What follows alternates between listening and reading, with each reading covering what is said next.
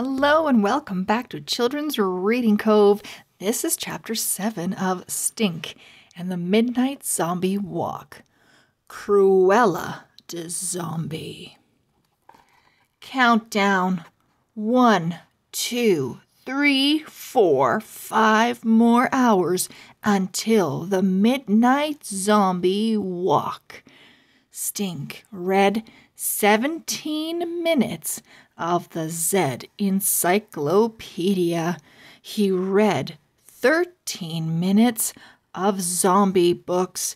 He read 11 minutes of comic books. 41 minutes of reading. He played with Astro for 12 minutes. He practiced karate for 33 minutes. He bugged Judy for 26 minutes while she worked on her Dr. Zombie costume. At last it was time. Stink put on his zombie ventriloquist costume. He painted his face green. He drew red blood coming out of his mouth and ears with lipstick. He put on his top hat. Come on, Charlie, time to go. When the Moody's got to the Blue Frog Bookstore, zombie princesses and cowboys, pirates, and superheroes crowded the sidewalk. Stink saw his teacher, Mrs. D, and tons of kids from Virginia Dare School. Is that the line? Judy asked. It goes all the way to Screaming Mimi's. Zombies, zombies everywhere, said Stink. He waved to Mrs. D. It's great that so many teachers from your school are here, said Mom. A teenager barred his fangs at Stink. I want to bite your veins. Mwa-ha-ha-ha. Vampire-free zone, said Stink, drawing an invisible circle around himself. Zombies only. Stink found Sophie and Webster. Zowie, he said, pointing to the soccer shoe sticking out of Webster's head. Insane in the membrane. Undead in the head, said Webster. They cracked up. Sophie of the Elves was now Zofia of the Girl Scouts.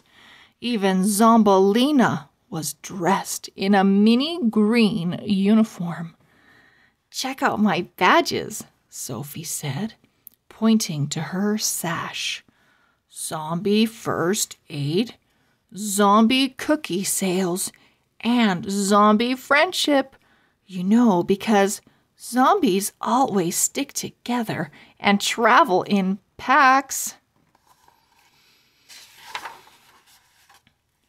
Why did you put tape over the campfire badge? Asked Webster. Duh, because zombies hate fire. Zool, said Stink. What time do they open the doors? 9 o'clock zarp, said Dad, checking his watch. What time is it now? 8:50, said Dad. 10 more minutes. 10 more minutes, said Stink. That's like an hour in kid years. He pressed his nose to the window of the bookstore. Just think, in 10 minutes, I'll be holding Nightmare on Zombie Street, book number 5, in my very own hands.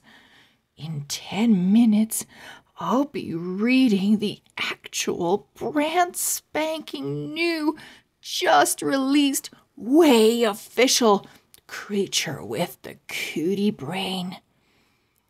Your brain has cooties, said Judy.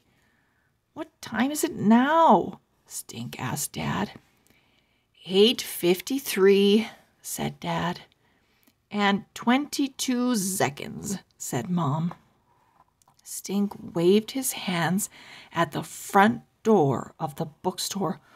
Open, zombie, he commanded. The keys in the front door went jingle, jingle. The door went click.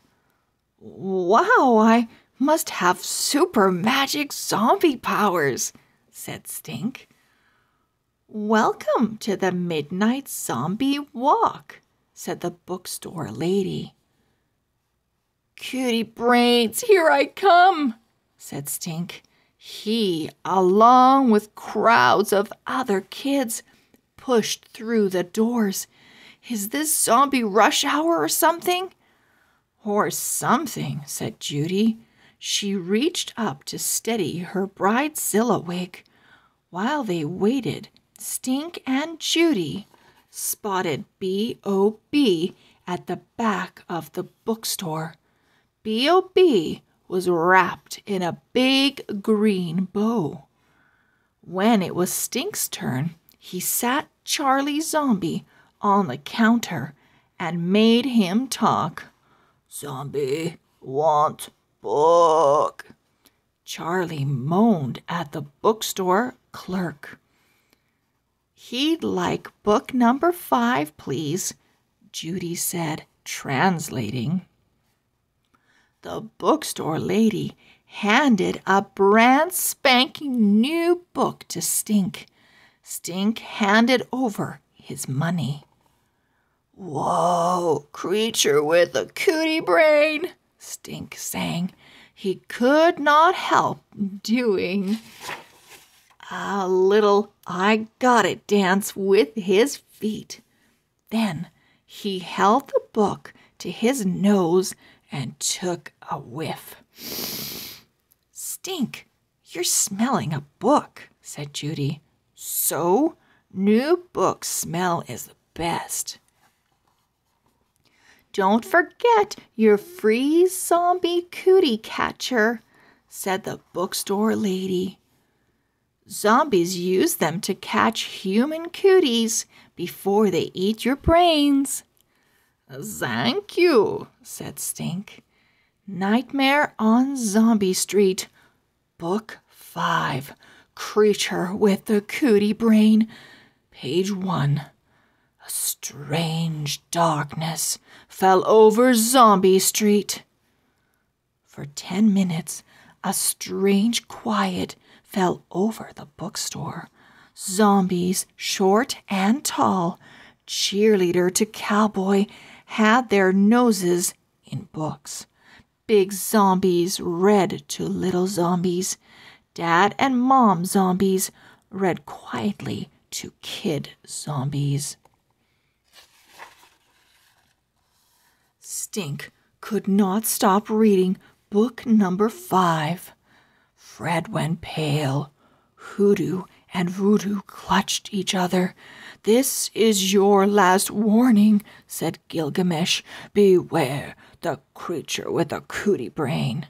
Stink finished chapter 1. Ding, ding, ding.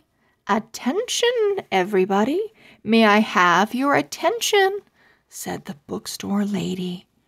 I have an important announcement to make. I've just been told that one of our local schools, Virginia Dare Elementary, has reached 1,000,000 minutes of reading. The crowd went wild. Zombies clawed and clapped and whooped and hollered. Stink's teacher, Mrs. Dempster, stood up. To any Virginia Dare students here tonight, your teachers are proud of you. You've all worked really hard. Your parents are proud of you too. But No one is prouder tonight than Miss Tuxedo, the principal of Virginia Dare Elementary. A buzz went through the crowd. Where is she? Where's the principal? Miss Tuxedo could not be here with us tonight, Miss Dempster continued. "Aw!" everybody yelled. Mrs. D walked over to B.O.B. "So, she has asked me to do the honors on her behalf and open the big orange box." "Bob!" screamed the crowd. "Bob! Bob! Bob! Bob! Bob!" Mrs. D held up a pair of scissors. A hush fell over the crowd. Snip! Mrs. D cut the ribbon. Mrs. D grinned. Voila! Mrs. D opened one flap, then the other. The crowd held its breath. Out of the box popped a haystack of half-black, half-white hair. Zombie hair. And the hair was perched on top of a person. That person began to sing. Cruella de Zombie, Cruella de Zombie, if she doesn't freak you out, nothing will. Cruella de Zombie wore a black and white spotted coat and blood-red boots. With a sweep of her arm, she tossed a black feather boa over her shoulder. A giant eyeball necklace gleamed in the spotlight. Next to her was a real live dog, a Dalmatian with a fake bloody arm in its mouth. "Principal Tuxedo!" everybody yelled. The zombie principal held the eyeball up to her eye. "I want to see some reading." The crowd went bonkers. "Boys and girls," shouted Principal Zombie, "tonight we have reached our goal of reading 1,000,000 minutes." "That's 1,000,000,000 in zombie talk," said Stink. "I have here a letter signed by none other than the First Lady of the United States. She would like to congratulate all of you for 1,000,000 minutes of reading." Her letter says, "Reading grows strong hearts and minds, and you are an inspiration to children everywhere." More clapping. "People from all over our town who have been coming to the bookstore have pledged to donate books to our school library if we reached our goal. Thanks to every reader, the Virginia Dare School Library will be receiving 1,000 brand new books. Hip hip hooray!" Will they all be zombie books? That's like the whole entire bookstore. "I'm still reading," said a zombie firefighter in the corner. "One last thing." The principal tapped on the microphone. She cleared her throat. "I hereby officially declare," she raised a finger in the air, "that reading is undead." End of chapter 7. We'll see you back here very, very soon. Bye-bye.